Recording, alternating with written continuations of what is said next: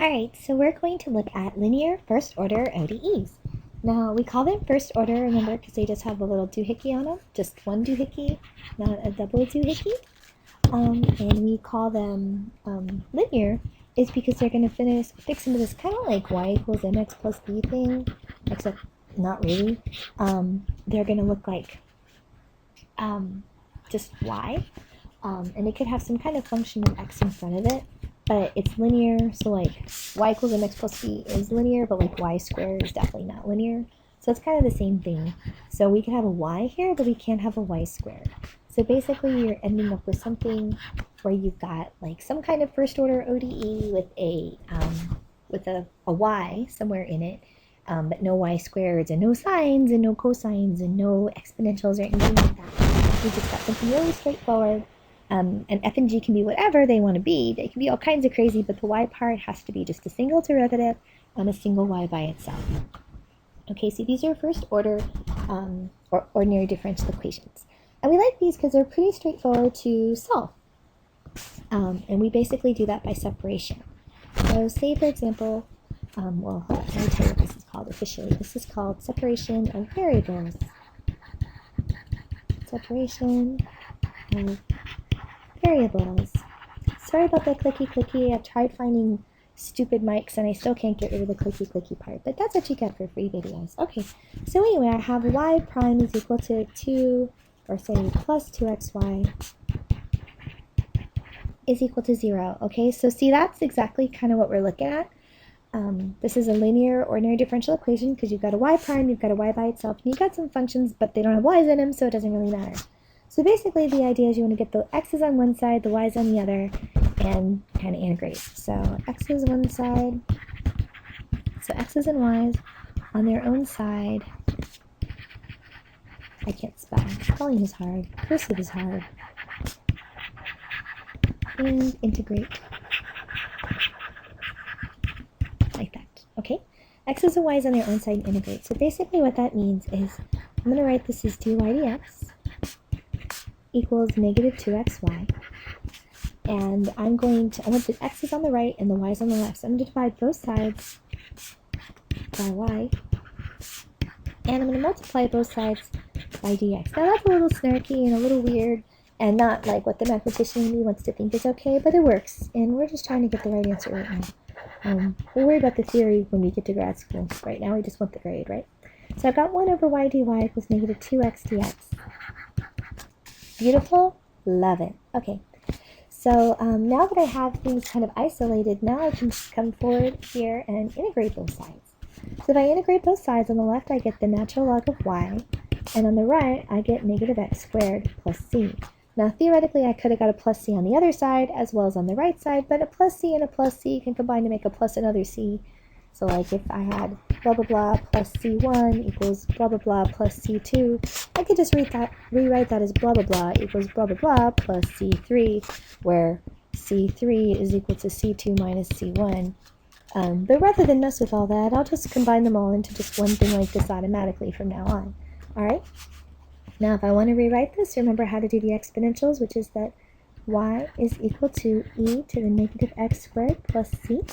And if I really write it out kind of one at a time, I can say e to the c is equal to e to the negative x squared, or times e to the negative x squared. So I've got y is equal to, now rather than writing e to the c, again, just like saying e to this constant is the same thing as just some other constant. So again, I'm just going to kind of summarize and just, that's still some stupid c, some unknown constant is e to the negative x squared. And that would be actually the solution of y. So this here solves that. Okay, because you always kind of want to remember what you're doing. So that there solves that thing. It's amazing. Okay? Now if I made this an initial value problem, I can say if y of 0 is equal to 6, then you could apply the initial value. So y of 0 is equal to 6, that's c e to the 0, so c equals 6. So y would be equal to 6 e to the negative x squared. So that's about as far as you can go with this, but really the whole point of separation of variables is you put all the x's on one side, all the y's on the other side, and see how it comes out. Make sense? Phenomenal.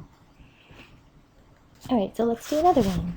Try y prime plus 2y is equal to 0. And see what you get. Again, I'm going to pause the video and you give it a shot. Or you pause the video and give it a shot. Alright, so I'm going to pretend that you did that. It'll be amazing. So, I'll say dy dx is equal to negative 2y. Divide both sides by y. Multiply both sides by dx.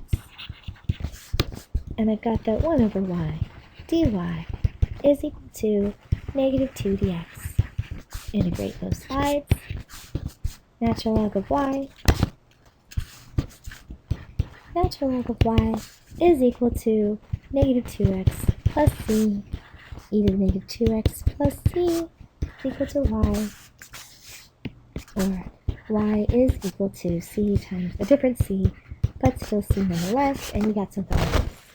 Okay, so if you look at the answer that we got to the previous one here, and that could be a c or whatever, and you look at the answer here, you're starting to maybe get a pattern that no matter what you do, that if you have something written like this, y equals blah blah blah blah blah, or y prime plus blah blah blah blah blah y, and right now we'll just say equals 0, that eventually what's going to happen is you're going to have dy dx equals negative blah blah blah blah blah blah blah times y, and that would end up being 1 over y dy equals negative blah blah blah blah blah dx. And you would integrate both sides, and you get the natural log of y is equal to the negative integral of blah blah blah blah dx. So that means that y is always going to be equal to e times the negative blah blah blah blah blah blah blah dx with a little constant out front, as long as you don't put the constant on the integral.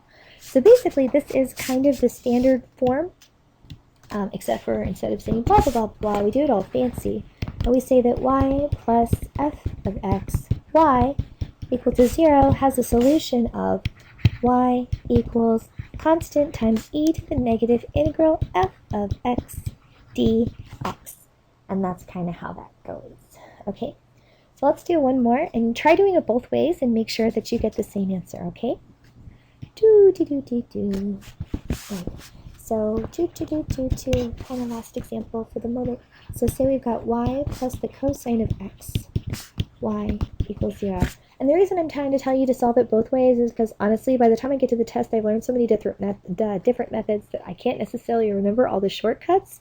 And so if you get in a situation where you can't remember the shortcut, just solve it the long way, and at least that way you always know what's right. Okay? So pause the video, try it both ways, try using the little shortcut, and try just solving it by separating the variables. Alright, we'll assume that happened. Okay, so I'm going to have dy equals negative cosine. Well, I'll go ahead and show all this stuff because, you know, it's important and stuff. Negative cosine x y 1 over y dx 1 over y dx dy. Oops, let me change this colors for me.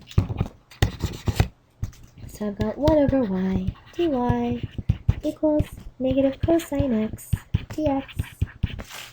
Integrate. Natural log of y. It only takes a little bit longer, but it helps for if you're lazy and stuff. Integral of negative cosine is negative sine, because if I integrate negative sine, I get negative cosine. I mean, if I differentiate negative sine, I get cosine plus c. So that y is equal to e to the, well, I'll put the constant out front, constant times e to the negative sine of x. Okay? So I solved it that way.